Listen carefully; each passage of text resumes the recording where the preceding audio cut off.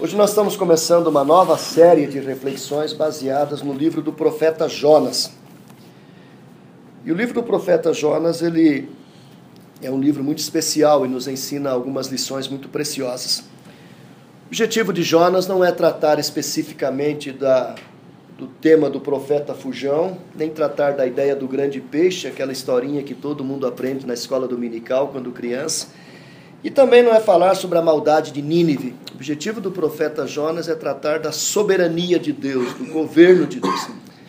Então, no primeiro momento, nós vamos fazer uma leitura panorâmica dos 4 capítulos do profeta Jonas, a partir do seguinte tema: Deus reina, Deus reina, Deus governa. E se Deus reina, Ele reina sobre alguma coisa, Ele reina sobre alguém. Quem reina, reina sobre algo, tá? E nós vamos ver 3 áreas sobre as quais Deus reina. Não que Ele não reine sobre outras áreas, Ele reina, mas de acordo com o profeta Jonas, essas 3 áreas são muito evidentes, são muito claras. Em primeiro lugar, o livro nos ensina que Deus reina sobre a natureza.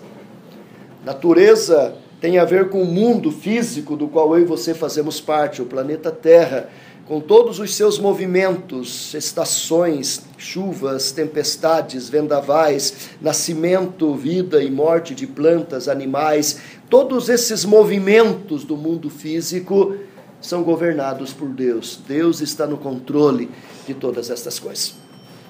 No livro do profeta Jonas, nós encontramos 5 momentos onde Deus interfere nas leis da natureza, nas leis deste mundo físico. E eu gostaria de lê-los e, a partir deles, então, tirarmos algumas lições. Capítulo 1, versículo 4 diz: Mas o Senhor lançou sobre o mar um forte vento, e fez-se no mar uma grande tempestade, e o navio estava a ponto de se despedaçar. 1,17 Deparou o Senhor um grande peixe para que tragasse a Jonas, e esteve Jonas 3 dias e 3 noites no ventre do peixe. 2,10 Falou, pois, o Senhor ao peixe, e este vomitou a Jonas na terra. 4:6-8 Então fez o Senhor Deus nascer uma planta, que subiu por cima de Jonas, para que fizesse sombra sobre a sua cabeça, a fim de o livrar do seu desconforto. Jonas, pois, se alegrou em extremo por causa da planta. Mas Deus, no dia seguinte, ao subir da alva, enviou um verme, o qual feriu a planta, e esta se secou. Em nascendo o sol, Deus mandou um vento calmoso e oriental. Então percebam aqui que em 5 momentos Deus interfere nas leis da natureza. Todos os textos começam com: mas o Senhor, mais Deus, fez alguma coisa. Em primeiro lugar, ele interfere sobre as leis físicas dos ventos, dos vendavais. Jonas pegou um navio lá em Jope, ele deveria ir para Nínive, e ele estava indo para Tarsis. E então Deus interfere nas leis da natureza, e naquela geografia onde o barco estava viajando, ele manda uma tempestade, como que um ato de disciplina, de castigo contra Jonas pela sua desobediência. Jonas é lançado do barco ao mar, e aí Deus interfere no reino animal, e ele depara um grande peixe que engole Jonas. E durante 3 dias e 3 noites, Jonas permanece no ventre do peixe. Ao final de 3 dias, Jonas é vomitado lá em Nínive. Como que Deus dizendo: quem está no controle de todas as coisas sou eu. Você quis fugir para Tarsis, mas eu quero você em Nínive. E eu fico pensando o seguinte: se Jonas não quis ir para Nínive de barco, Deus o levou de submarino. O ventre do peixe, hermeticamente fechado, foi a primeira experiência submarínica que alguém experimentou na história do ser humano. É lá que eu quero você, e é lá que Jonas teve que ir. Depois Deus interfere no reino vegetal. Ele faz com que uma planta milagrosamente nasça, cresça e produza sombra sobre a cabeça de Jonas. Ele já havia pregado e agora ele está num local distante, muito quente, muito calor. E Deus então faz com que a planta nasça e produza sombra. E Jonas fica muito feliz. No dia seguinte, Deus agora interfere no reino dos micro-organismos e ele faz com que um pequeno verme insignificante a cada um de nós coma a raiz da planta e ela seca e ela morre. E Jonas fica muito desgostoso com isso. E então agora Deus mais uma vez interfere no mundo físico e manda um ventinho fresquinho, gostoso, calmoso. Perceba que Deus está interferindo nas leis da natureza. E com esta interferência, Ele está ensinando lições para Jonas. Dizendo: Jonas, você é meu profeta, é minha boca. Você é o meu porta-voz e você não sabe quem eu sou. Você está tentando fugir de mim, não sabe que eu tenho poder sobre todas as coisas. E então a primeira lição que o livro do profeta Jonas nos ensina é que Deus reina sobre as leis da natureza. Deus reina sobre o mundo físico. E o governo que Deus exerce sobre o mundo físico pode ser tanto a nosso favor como contra nós. Deus tem poder sobre ventos, sobre tempestades. Por isso Ele pode ordenar que ventos abram o Mar Vermelho. Por isso Ele pode segurar as águas do Rio Jordão. Ele tem poder sobre isso. Por isso Jesus pode dizer: vento, acalme, mar, sossega-te. Ele tem poder sobre as forças da natureza.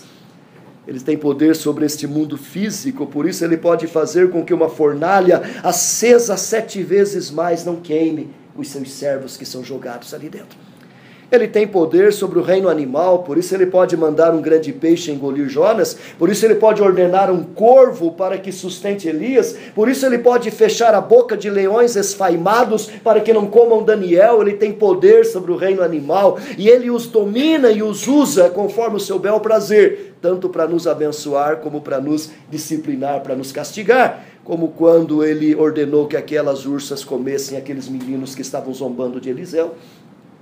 Ele tem poder sobre o reino vegetal, por isso Ele pode fazer com que uma planta jogada na água transforme águas amargas em doce.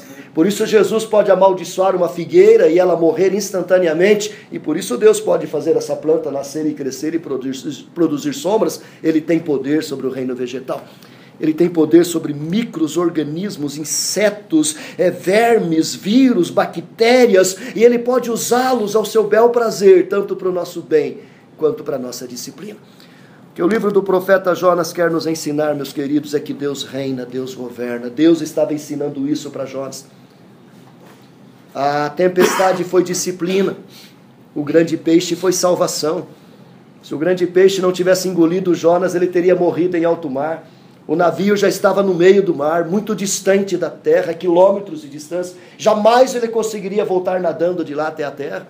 Então, quando Deus manda o grande peixe, foi a salvação dele. Deus não queria Jonas morto, Deus queria Jonas vivo em Nínive. E é em Nínive que ele vai parar. A planta foi bênção para Jonas, ele estava sendo cozinhado pelo calor do sol, e Deus manda a planta para fazer uma sombra gostosa. O verme foi castigo.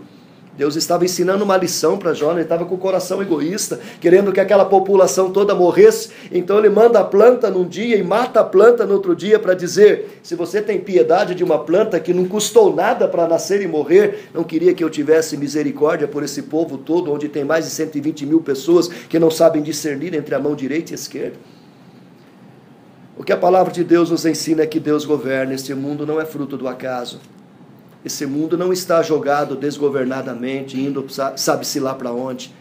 Este universo é governado por Deus, este planeta Terra é governado por Deus, e tudo o que acontece lá fora, desde uma folha que cai, tem um propósito pré-determinado por Deus, para a glória de Deus, tanto para nos ensinar, como para nos disciplinar, tanto para nos abençoar, como para nos castigar. Sabe aquele que ainda entende que os céus proclamam a glória de Deus e o firmamento anuncia as obras das suas mãos. Sabe aquele que entende que um dia discursa a outro dia, uma noite revela conhecimento a outra noite. Sabe aquele que entende que Deus está no governo de tudo e, por entender isso, o ama, o respeita e se coloca diante dele com temor e tremor. Então essa é a primeira lição que eu queria deixar para a nossa reflexão. Deus reina. Em primeiro lugar, Ele reina sobre o mundo físico. Ele reina sobre as forças da natureza. Que Deus nos abençoe. Amém.